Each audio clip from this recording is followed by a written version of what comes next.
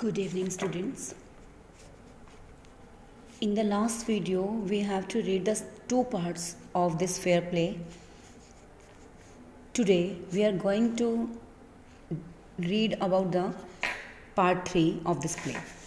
Last second passage में बेटा हमने पढ़ा था कि कैसे जो अलगू होता है वो अपनी अनाउंस करता है अपने डिसीजन को, और बाद में वो कैसे उनकी जो फ्रेंडशिप होती है वो ब्रोकन हो जाती है.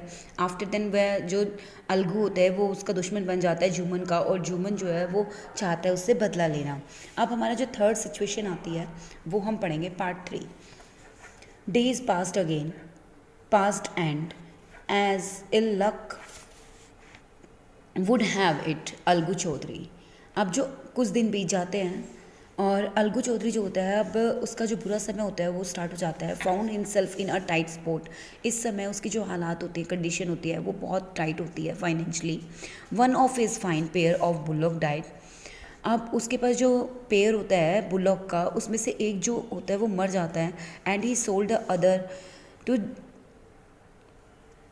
समझू शाहू. अब जो वो होता है समझू शाहू होता है वो उसको उसमें से एक को बेच देता है जो उसके पास बचता है. A car driver of the village, जो कि एक कार ड्राइवर होता है गांव में. The understanding was that the Shahu and would pay the price of the bullock in a month's time. और जो शाहू होता है वो उन दोनों के बीच में कुछ अंडरस्टैंडिंग होती है कि आपस में वो बातचीत करके डिसाइड करते हैं कि भाई एक जो बुलॉक उससे उसने ली है उसका प्राइस वो 1 महीने के अंदर उसको दे देगा. It's so happen that the bullock died with in a month. अब कुछ ऐसा घटित होता है कि वो जो बुलॉक होती है वो लगभग 1 महीने के अंदर डाइड हो जाती है, मर जाती है. Several month after the bullocks death,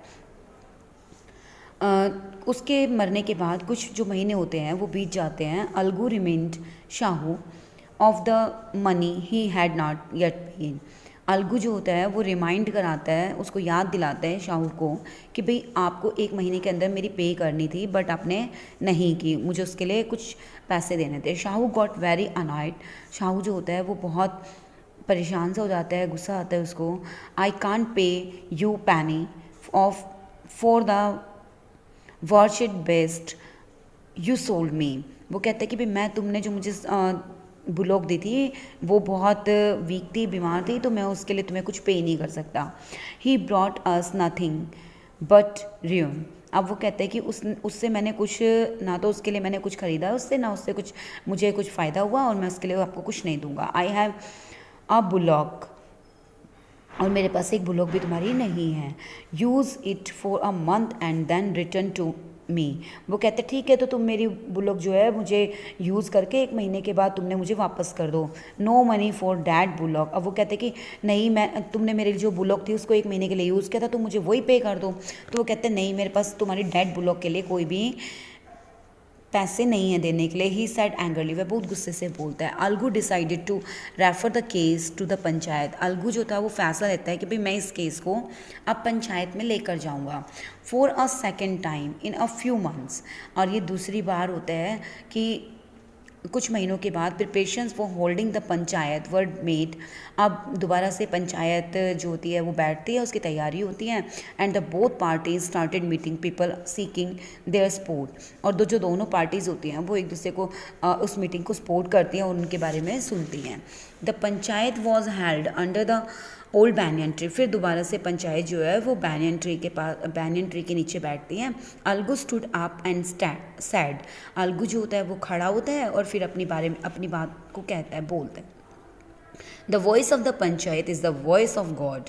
वह कहता है कि जो पंचों की आवाज़ होती है वह भगवान की आवाज़ होती है. Let's Sahu nominate the head of panch. I will abide by his decision. अब वो कहते हैं कि भाई जो शाहू है वो अपने लिए किसी एक पंथ को, किसी भी हेड पंच को चुन ले और उसका जो फैसला होगा वो मुझे मान्य होगा. Shahu was his chance and propose the name of Juman. अब जो शाहू होता है उसके पास एक चांस मिल जाता है उसको कि भाई वो जुमन का नाम जो है वो ले देगा. अलगूज हर्ट स्नैक एंड टर्न्ड पेल. अलगू जो होता है वह सोचता है कि भाई इसके साथ इसकी दुश्मनी होती है तो ये इसके बारे में नहीं बोलेगा. But what could he do, अब वो सोचता है कि भी अब मैं क्या करूँ, ये तो मुझसे पक्का अपना बदला लेगा, ये टर्न अब इसके हाथ में आ गई है, अब मुझे क्या करना चाहिए, अब मैं क्या कर सकता हूँ। द मोमेंट जूमन बिकेम हैड पंच, अब वो समय आ गया था जब जूमन दूता पंच बन चुका था। ही रियलाइज्ड हिज रिस्पॉन्सिबिलिटी एज जज and the dignity of his office, अब जो वो महसूस कर रहा था कि अपनी उसकी क्या रिस्पॉन्सिबिलिटीज़ है, उसके क्या कर्तव्य हैं अपने एज अ जज अपनी ड्यूटी को निभाने के लिए। Could he seated in the high place, अब उसे जो था वो हाई प्लेस पर बिठा दिया गया था। हैव हिज रिवेन्यूज नाउ, अब वह अपना बदला ले सकता था। ही थॉट एंड थॉट, वह सोचता रहा। नो ही मस्ट नॉट, वह उसने कहा नहीं ये ठीक नहीं है।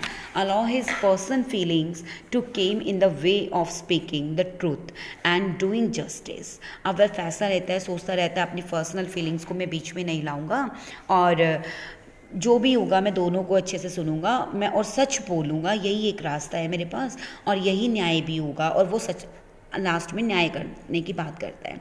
Both Algu and Sahu started their cases, अब अलगू और शाहू जो होते हैं वो दोनों अपने अपने बारे में रखते हैं। They were cross examined and the case was considered deeply, अब दोनों ने जब अपनी बातों को रख दिया तो जो वो केस था वो बहुत गहराई से सोचने के बाद वह बोलता है then Jumman stood up and announced, और जूमन जो है वो खड़ा होता है और बोलता है it is our opinion that Shahu should pay Algu and price of the bullock, अब वो कहते हैं कि उठने के बाद बोलता है अपना ओपिनियन अपना फैसला उनके सामने रखता है कि शाहू जो है उसे अलगू को पैसे देने चाहिए बुलोक के लिए। When Sahu bought the bullock, क्योंकि जो शाहू था उसने बुलोक को खरीदा था, it suffered from no disability और डिजीज़, अब भाई वह नहीं रही, वह पीड़ित हो गई किसी बीमारी के कारण, तो इसमें उसकी अलगू की कोई गलती नहीं है। The death of the bullock was unfortunate but Algu can not be blamed for it, अब हो सकता है किसी कारण से वो बीमार हो गई हो और उसकी डेथ हो गई, बट इसके लिए हम अलगू को ब्लेम नहीं कर सकते। Algu could not contain his feeling, Algu को उसके लिए कोई महसूस नहीं कराना चाहिए। He stood up and said loudly over again, और वह बार बार इस बात को बोलता है victory of the panchayat, this is justice, अब पंचायत में उसकी जीत हो जाती है। दिस इज़ जस्टिस, यह न्याय था।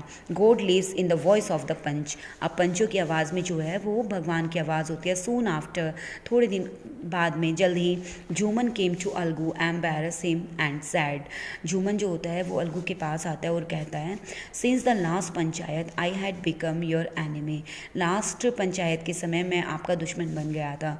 Today I realize what is mean to be a panch, आज मुझे महसूस हुआ कि पंच जो होते हैं वो उनकी उसका क्या मतलब होता है, क्या अर्थ होता है। अ पंच हैज़ नो फ्रेंड और नो एनिमी, एक पंच का कोई ना तो दोस्त होता है ना ही उसका कोई दुश्मन होता है। ही नोज ओनली जस्टिस, वह सिर्फ न्याय के बारे में जानता है।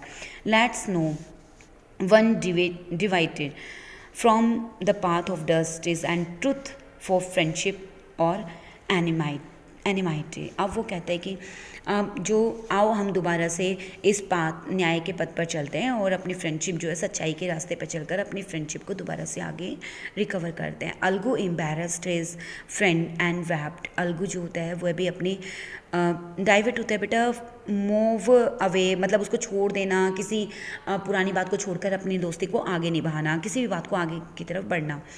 Algu embarrassed his friend and wept, Algu जो होता है वो भी बहुत एम्बेरस फील करता है अपने फ्रेंड के सामने। And his tears washed away all the dirt and misunderstanding between them, और जो उसके आंसू होते हैं वो लगभग उसको वॉश कर देते हैं, उसके मन के अंदर जितनी भी मिसअंडरस्टैंडिंग होती है या फिर डर्ट होती है, धूल जमी होती है उन दोनों के बीच में, वह उस सब को वॉश कर देते हैं। I hope you all are understand बेटा, your lesson will be completed hair.